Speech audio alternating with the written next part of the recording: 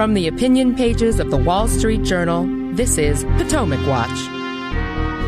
President Biden blames high gas prices on greedy service station owners. Plus, we'll take some listener questions on Biden's age and abortion politics. Welcome, I'm Kyle Peterson with the Wall Street Journal. We're joined today by my colleagues, columnist Kim Strassel and editorial board member Alicia Finley. Welcome to you both. This was the tweet heard around the world on July 2nd from the account at POTUS. This is President Biden. My message to the companies running gas stations and setting prices at the pump is simple. This is a time of war and global peril. Bring down the price you are charging at the pump to reflect the cost you're paying for the product, and do it now. And then here is White House Press Secretary Karine Jean-Pierre responding to a question Tuesday about what the president meant. How did the president go from blaming high gas prices on Putin to big oil to small business owners now? Well, here's the thing about that, Peter, is when you look at, as of this morning, when you look at the crude oil and when you look at wholesale oil prices as well, they've declined about 15%. And so retail gas prices, however, have only declined just about 3% over the same time period as we have seen with the crude oil prices and the wholesale gas prices. And meanwhile, those same retailers are profiting, their profit have gone up about 40 cents, nearly 40 cents in that same period of time. So what the president is saying is that everyone along that chain, along that production chain line, needs to make sure that they're doing what is possible, their part in bringing down the cost for the American people. So, Alicia, you heard the White House press secretary. We have greedy gas stations here making windfall profits. Can you take us back to reality, Alicia? Gosh, I feel it's like, here we go again. Just a couple weeks ago, we were debunking the President Biden's blaming the oil refiners, which the issue here is that we have a shortage of refining capacity. And so that is the reason why gasoline prices have continued to be somewhat elevated, while oil prices have dropped more, at least in recent weeks. But you start to see gasoline prices start to come down, in part because market expectations that we're likely to enter into a recession and demand will decrease both globally as well as in the U.S. So the refining issue is the key issue here. And there's a bit of misdirection here now blaming the quote unquote retailers, the gas service stations. Well, I mean, once upon a time, 30 or 40 years ago, it was very vertically integrated. A lot of refiners did own a majority of the gas stations and the service stations. Most of them exited the business in, the 2000s because the margins were so thin. So only about 5% of the retail service stations are actually owned by the large refining companies. And obviously, they compete in a larger market. 60% or so of the retail service stations are just small business who own a single station. The rest are mostly, chains or Walmart's, Costco's, retailers that can sometimes actually sell below or at cost because they make up margins in other places. So it seems like Biden wants to blame everyone but his own administration, which has kind of presided over some policies, including, the biofuels mandates that have been pushing some of these refiners to restrict capacity and at least not increase capacity because they don't know what the long-term demand is for their product. Just to repeat that 60% number, which also struck me, this is from the Journal's editorial on this subject. It says more than 60% of gas stations in America are operated by an individual or family that owns a single store. And my understanding is that the margins there, what keeps them afloat, where they make their money, is Twinkies and Mountain Dews and cigarettes. And Kim, it raises the question, does the president really believe this stuff? Is this just a tweet from a White House intern? Where are the sober economists there? And hasn't somebody told the president that if people start lowering prices and you get a mismatch between the price at which people are supplying and the demand, you would end up with shortages, gas lines. And the only thing people hate more than high gas prices, I would wager, is waiting in line for gas. Well, and haven't any of them even read the data from the Energy Information Administration, which somebody might want to point out to President Biden is actually an agency working in his own government, which points out that those terrible profit margins that you and Alicia were referring to continue to remain. They point out that the distribution and marketing side of all of this make up about 5% of gas prices. In terms of May prices, that would have been about 22 cents a gallon. And that is just things that every American can understand. This involves the cost of moving the gasoline, the freighting, the labor involved in staffing your gas station, paying to keep the lights on, paying your mortgage, credit card fees, which can be up to 10 cents a gallon. Credit card fees are very expensive. Not everybody always understands that, which is exactly why all of these outfits, especially these mom and pop shops, have got into the business of selling all of these other things. We all know. I mean, I remember going a long time ago it was just the gas station, and the attendant came up and washed your windshield and put your gas in your car. Now, these are all quick market stops, and because it's the only way they can actually make a go of it. And even with all of that, more than a quarter of these outfits have closed since the 1990s because of those low profit margins. So the idea that the White House is unaware of this strains credulity. It seems to be instead just part of its latest campaign to blame anybody other than its own policies, whether that's blaming the meatpacking industry for the price of meat going up, or oil and gas companies and price gouging, or Vladimir Putin. And yeah, if you're going to start imposing any kind of price control, artificially messing with the market, you are going to get shortages. You're going to get those lines. Some of us, probably not you guys, but some of us actually remember sitting in gas lines in the 1970s when other administrations made poor choices about how to respond to the problems that were out there. One notable piece of pushback, though, came on Twitter from Jeff Bezos, the founder of Amazon, either the first or second richest man in the world, depending on how Tesla stock is doing in any given month. But here's what he said in response to the president. Inflation is far too important a problem for the White House to keep making statements like this. It's either straight ahead misdirection or a deep misunderstanding of basic market dynamics.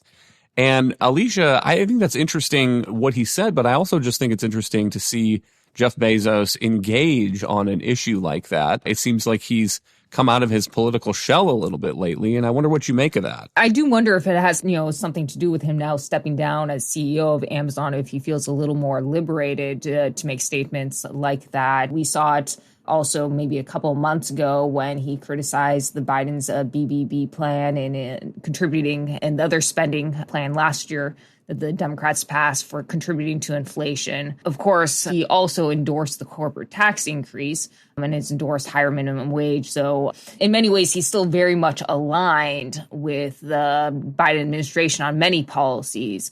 But I think also, somewhat to your point about Tesla stock, other business leaders have been kind of looking at Elon Musk and seeing how he has used his Twitter platform to speak out on issues, but also to raise his own personal profile, and has also to extent drawn kind of a cultish following that has also helped Tesla. And maybe there's some idea or thinking that maybe this could actually help Amazon, where you have a more animated and political CEO. I don't know about that. But it is interesting that he is taking the Biden administration to task, being such a public figure, and that you're starting to see business leaders beyond the oil and gas industry, which have been under assault, push back against the Biden administration. But the Biden administration's stance here and its push on gasoline does suggest to me that it has figured out that inflation is its largest political problem going into the November midterms. And another thing I would point to is food. And last year, the White House was roundly mocked when it pointed out that, according to some figures from the Farm Bureau, the cost of a July 4th cookout had decreased by 16 cents. This was in 2021. A lot of people made light of that. And a little quieter this year, Kim, as the same Farm Bureau says that the 4th of July cookout is now up 17%. And the cost of ground beef is the biggest piece of that, up 36% from 2021. And so whether we believe the White House on this gasoline line or not, it does suggest that they are definitely worried about this as a political issue. Yes. Speaking of people who make unwise tweets, if they were mocked last year for it, that sign and that tweet has been making the rounds double time this year because it's such a humiliation. But what I think is really interesting about those numbers you just point out, and people are beginning to focus on this a little bit more, is that this headline inflation number that we are getting out there, this 8.6%, which was what it last was, is in no way an accurate reflection of the type of inflation that most people are dealing with. And that's because that headline number is obviously an average of a basket of goods, which also includes some things that have been decreasing in prices, say things like TVs and smartphones, but which are not things that most Americans are buying on a daily basis. So that is understating the degree to which core goods that you simply cannot survive without, how much higher those inflation numbers are for those goods than that 8.6%.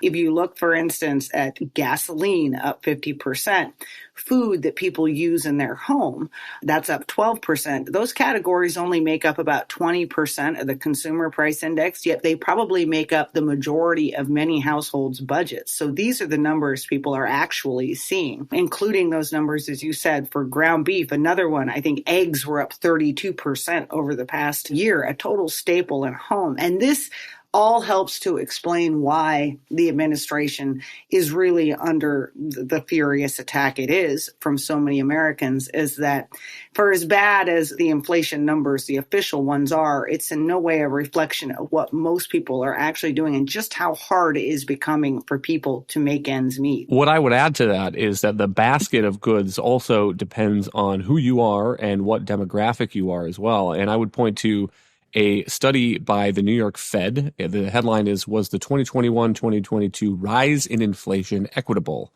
What it says is that overall inflation began rising in March 2021. Inflation disparities surged, with Black and Hispanic Americans experiencing higher inflation than the national average. And that's because they buy a different basket of goods. They have higher spending on housing relative to other demographics, lower on restaurants, things like that. And for Hispanics, it's the highest disparity. It's about a 0.5 percentage point above the overall America, Alicia. And so you think about this, especially going into the midterms, Republicans just flipped a heavily Hispanic House district in a special election in Texas along the border. And this is one more reason, I think, that President Biden ought to be worried about continued Republican gains among Hispanics, because it looks like, according to this Fed data, that Hispanics are really feeling the brunt of this inflation, even above and beyond everybody else. Right. So, and I would also point out the New York Fed study also said that this likely understated the impact in the basket of goods. The 0.5% was actually an underestimate that's likely far greater. And part of the reason for that is just rents. To Kim's point, the BLS, which calculates the consumer price index, has always underestimated rents in the shelter index. It's usually a lagging indicator. For the past few months, it's been around 4 to 5%, but almost all other indexes, websites, housing sites, put it well into the double digits, and in some metro markets, 15 or 16%. And the shelter component in general makes up a third of the CPI. And so you can imagine that it's much higher. And of course, Hispanics, lower income people are much more likely to rent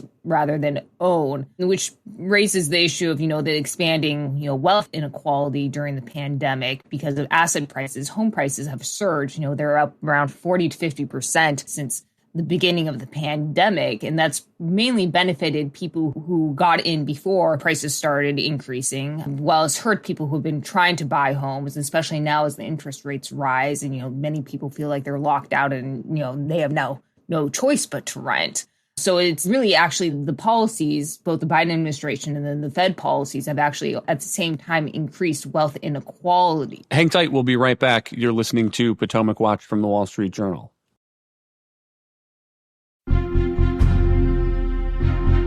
From the opinion pages of the Wall Street Journal, this is Potomac Watch.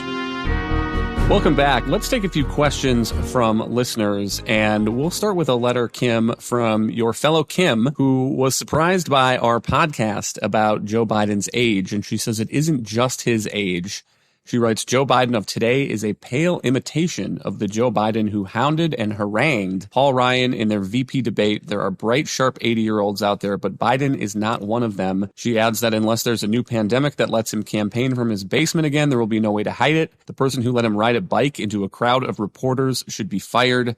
I wish that the Journal would honestly take this on in all its wide implications. Politely saying that Joe Biden is old does not come close to naming what the real problem is. Unquote. And Kim, I wonder what you make of that, particularly amid all of this speculation about whether President Biden intends to run for re-election in 2024. Yeah, well, I would point out that Kim, and by the way, that's an excellent name. It's just an excellent name. Kim has got her finger on the pulse of where most Americans are, or increasing numbers of Americans are. It was quite stunning. I sent around a poll to some of my colleagues this morning about a Harvard-Harris poll that had come out, and it had some very interesting findings, including that 71% of voters don't think Biden should run in 2024. As you might expect, a significant number of those, when they broke that out, said that he shouldn't because he was a bad president. There were a fewer numbers listed in there that said that it was because of his age. But, this is now becoming something that is defining every aspect of the White House. And if I were the White House, I would be very, very concerned, because the competency question, you can look at that in terms of age, or you can just look at that in terms of competency, or you can put them together. But the competency question is growing. And it comes from, I think, not just some of the president's actions, the staff's attempts to then clean up some of those actions, which in some ways have been even more damaging. In fact, there were some recent reporting that the president had lashed out, was very frustrated that his staff, he felt that they were undermining him. But for an administration that bragged, and really the kind of hubris when they came in, they sort of said, the grown-ups are back in town. And that was an enduring theme in the opening months of their presidency. Watch us, the chaotic thing that came before us, we're going to fix it. This has actually been a very poorly run White House, in that there doesn't seem to be a lot of planning about how to handle Mr. Biden, how to keep him on script, how to handle the moments when he isn't on script. And once you get this belief in the American public that there is a competency issue, it tends to snowball. So this is all feeding into those midterm polling that you're seeing.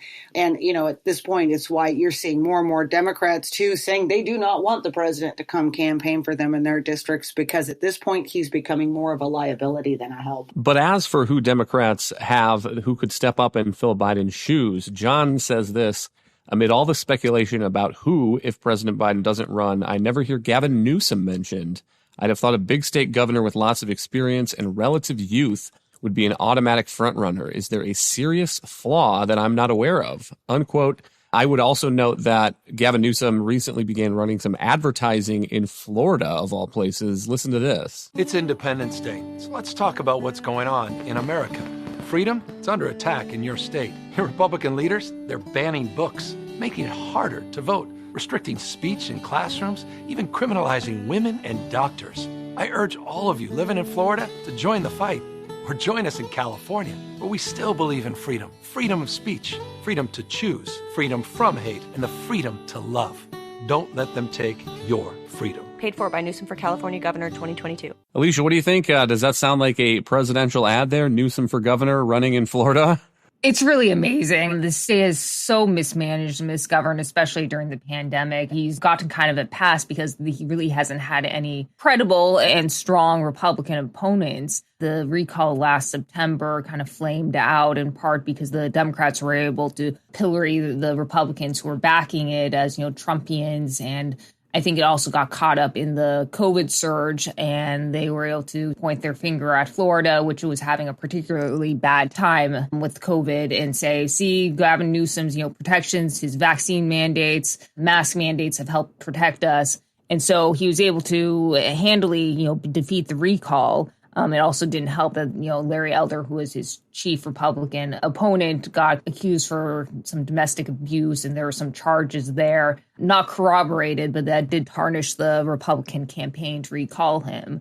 So he's really gotten kind of a political pass in the state. He's got a Democratic supermajority. He's never really faced much resistance. But the state, again, it still has one of the highest unemployment rates in the country. It still is down about 200,000 or so jobs. Since before the pandemic, Florida has gained almost 300 or 400,000 last time I looked since before the pandemic. You see companies increasingly moving out of California because of the cost of doing business there and the depredations against business. There was obviously Tesla, which was the big name one. Chevron just closed an office. There was also the Smithfield pork plant in Vernon a couple of weeks ago, cited the difficulties of doing business in California and closing a meatpacking plant. You're losing much of the middle class in California, and to the extent that most people who can afford to stay in the state are well-to-do, and even they are struggling to make ends meet with high housing costs, high energy costs with gasoline. I'm out in California and I drove by a gas station the other day. I'm like, oh, great. It's below $6. Our gas costs are around $1.30, $1.40 more than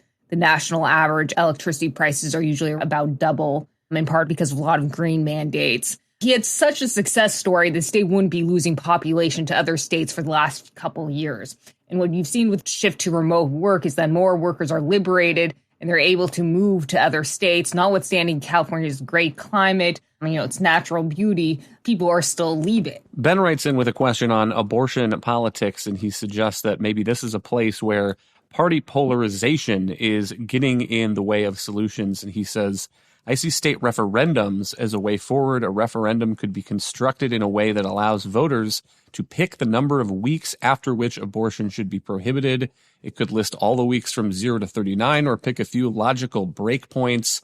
Either way, a weighted average would establish the weeks by which a woman has to make her abortion decision. My guess is the weighted average would be in the mid to high teens.